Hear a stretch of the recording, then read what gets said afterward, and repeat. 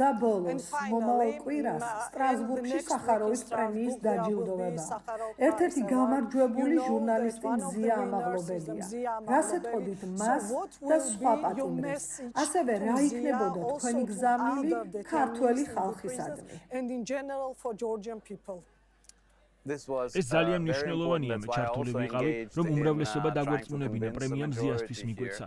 ეს რა თქმა უნდა არის ჯილდო მისი პირადი სიმამაცისთვის, მაგრამ ასევე პრემია ქართველი ხალხისთვის, მათთვის, ვისაც ჯერა ევროპული მომავლის. ამ დრომდე შეერა მიუხედავად რეპრესიებისა, საფრთხეებისა, 80% ქართველების, ვისაც ისევ სურს იყოს ევროპული პროექტის ნაწილი. რა თქმა უნდა, ეს არის ნიშანი, სიმბოლო ბევრი მამაცი ადამიანის და ინდივიდის.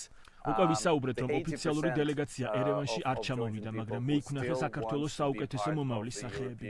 სხვები იყვნენ იქ, იყვნენ ქალები, ახალგაზრდა ქალები, კაცები.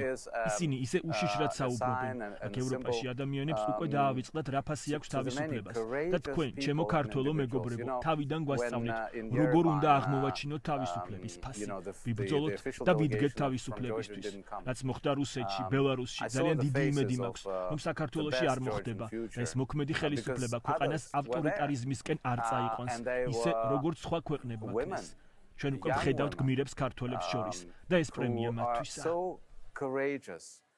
Thank you very much, and we hope that EU, European Parliament, will stand with Georgian people because our will to be in your family. Thank you very much. I hope very much.